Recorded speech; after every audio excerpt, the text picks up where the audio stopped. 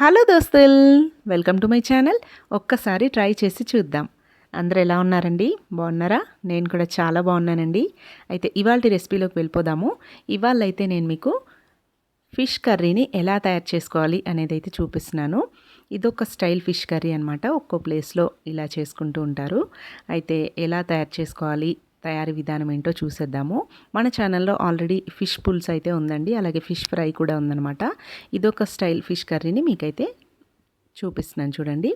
ఇక్కడ నేనైతే 1 kg చేపలు అయితే తీసుకున్నానండి. శుభ్రంగా ఉప్పు పసుపు వేసుకొని బాగా వాష్ చేసుకొని ఇలా పక్కకు పెట్టేసుకున్నాను. ఒక 2-3 సార్లు ఉప్పు పసుపు వేసి బాగా వాష్ చేసుకోవాలి.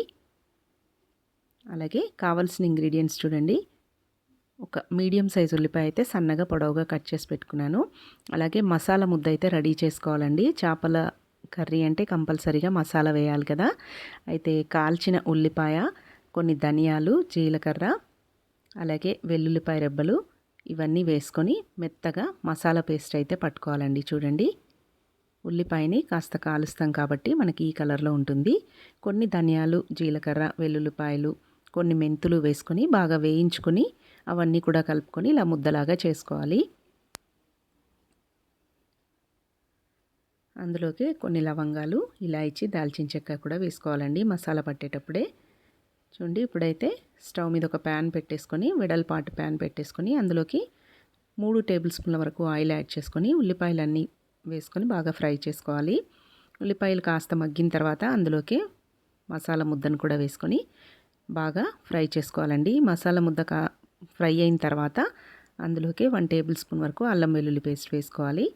అలాగే 1/2 టీ స్పూన్ వరకు పసుపు, 2 టేబుల్ స్పూన్ల కారం, అలాగే 1 టీ స్పూన్ వరకు ధనియాల పొడిని కూడా వేసుకొని ఇదంతా కూడా బాగా కలుపుకోవాలి. ఈ మసాలా అంతా కూడా బాగా ఫ్రై అయిన తర్వాత అందులోకి ఒక 1/2 గ్లాస్ వరకు వాటర్ అయితే యాడ్ చేసుకోవాలి. చూడండి, మరీ ఎక్కువగా వేయొద్దు, 1/2 గ్లాస్ వాటర్ అయితే సరిపోతుందన్నమాట. చూడండి, ఈ మసాలా ముద్ద కాస్త ఫ్రై అయిన తర్వాత వాటర్ యాడ్ చేసుకొని ఇప్పుడు ఇందులోకి చేప ముక్కల్ని మెల్లిగా నిదానంగా ఇలా సెట్ చేసుకోవాలన్నమాట. ఇలా ప్లేస్ చేసేయాలి. మసాలా ముద్ద మీదకే చేప ముక్కలన్నీ కూడా ఇలా అన్నీ చేసుకొని ఒక 5 మినిట్స్ పాటు ఇలా ఉంచేసి తర్వాత ఫ్లిప్ చేసుకోవాలండి. 2 వైపులా కూడా చేప ముక్కల్ని బాగా వేయించుకోవాలి. మసాలా అంతా కూడా చేప ముక్కలకి పట్టే విధంగా. చూడండి, నేను చూపిస్తున్నట్టుగా ఈ మసాలా అంతా కూడా ఇలా చేపలకు పట్టే విధంగా అంతా ఇలా అద్దుకుంటూ 2 వైపులా బాగా ఫ్రై చేసుకోవాలన్నమాట. దీని మీదకే ఒక నిమ్మ చెక్కని రసం అంతా కూడా పిండేసుకోవాలి. ఇప్పుడు ఇందులో మనం ఇంకా చింతపండు రసం ఏమీ వేయట్లేదండి. పులుసులాగా కాకుండా జస్ట్ కర్రీలాగా ఉంటుందన్నమాట. ఇదైతే ఈ మసాలా మనకి అన్నంలో కలుపుకోవడానికి గ్రేవీలాగా ఉపయోగపడుతుంది. చాలా టేస్టీగా ఉంటుందండి.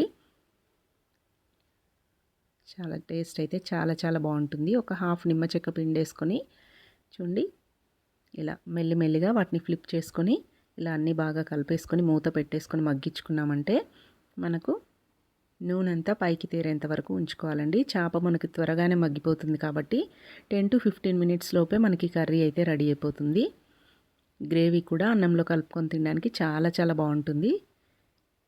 టేస్ట్ అయితే సూపర్గా ఉంటుందండి. మీరు కూడా ఒకసారి ఈ ప్రాసెస్లో ట్రై చేయండి.